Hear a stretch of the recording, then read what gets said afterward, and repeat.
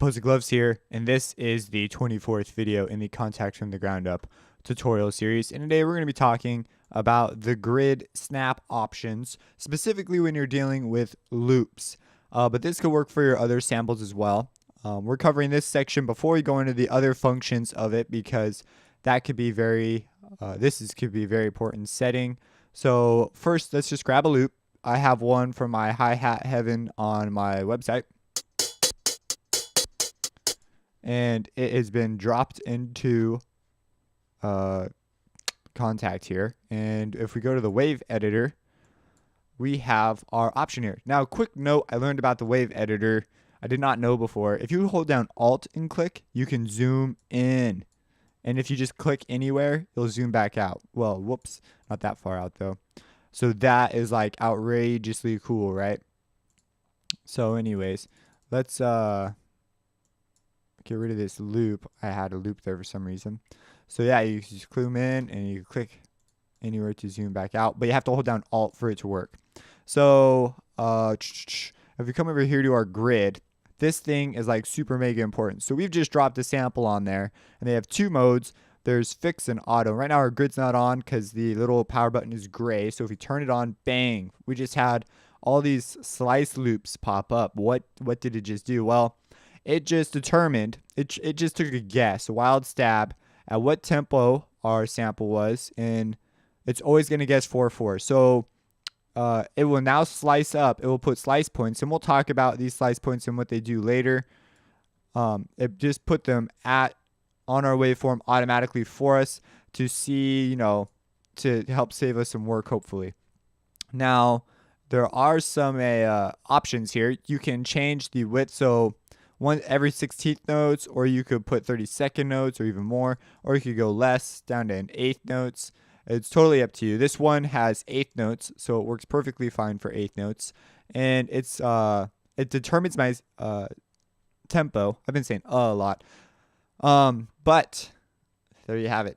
We have the ability to change that. So if you know what tempo your thing is at, you double click it to change it, or you could drag up and down and try and guess, and it will move this the slice markers accordingly. And you can do that by just grabbing the timeline and moving it like so, and you'll see our tempo shifts. If you have, let's zoom in on the front here, if you've got silence at the beginning of your loop and you don't want that, we can move this first marker and it will move all the other ones, but you got to grab up here. And as you see, it does a little offset for the silence at the beginning. That may or may not mess up the rest of your grid though. So let's go back to 128. And bang, they're all at 128, but they've all been moved over a little bit. So I don't want to do that because it nailed the rest of my sample. Just the beginning is a little wonky. So what do? I can go in and I can come in here to this first one if I really don't want that amount of stuff right there. And I can go to plus or minus. This allows me to add these markers. So if I go to minus and I click up there, poof, oh, if I click this one, poof, gone. But we don't want to get rid of that one. If we go to plus, we can add one. I believe the first one's actually special. So if we try and kill that one, it won't work. So if your entire sample's off, I guess it's fine. But this is also should be noted that that's like a matter of like, it's not, I don't even think 1.1, 1.2, like that's like so small, it won't matter. You won't hear a difference.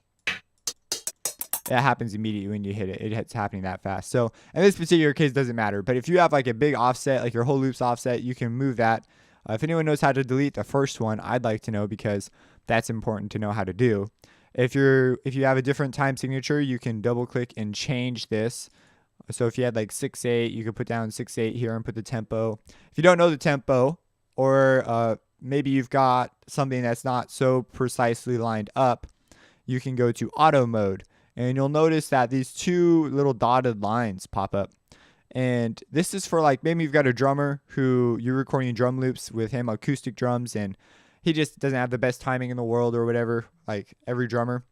So what you can do is you can set a threshold and it will detect the transient. So a transient is a moment of excitement. So right now, this is a transient in audio because it's where the audio spikes. It's where it spikes. And you see that these dotted lines are detecting that, oh, audio has passed my threshold. It's gone past where I've set and below where I've set. So we need a slice marker there.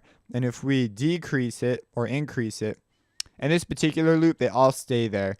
But sometimes it will decrease or increase. And if you increase it, more will show up so that it puts more markers on there. And so hopefully that's another way to get most of your slicing done for you. And then if you have to, you can go in and edit things. Now, if you add markers in here, and then you change the tempo, if we go up, oh, this halves and doubles it. That's pretty cool.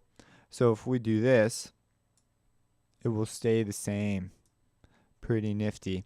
If we go to our fixed mode and do that, you'll notice that our fixed markers, the ones that we placed manually, they stay there. The rest of the grid moves around, but not these guys. And as soon as you move one, as soon as you say, hey, go there, it turns gray, indicating that it is now fixed and it will not move when you change the tempo.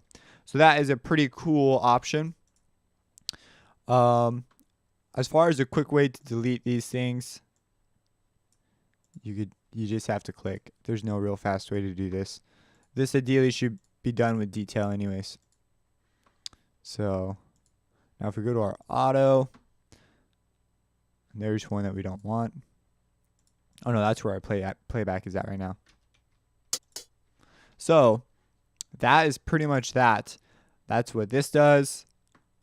You move this and changes the threshold in auto. We talked about the timeline. We've got the grid thing figured out. We know what a fixed point is.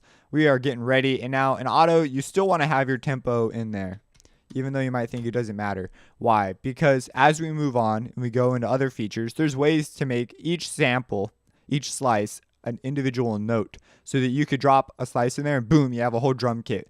But if you have your tempo all messed up, then it won't work. So in some cases it could work, but just make sure, just do your tempo work. It'll make sure that all the other functions do what they're supposed to as we get into these menus here. So if you have any questions, drop them in the comments, like, comment, and subscribe, and have a blessed day.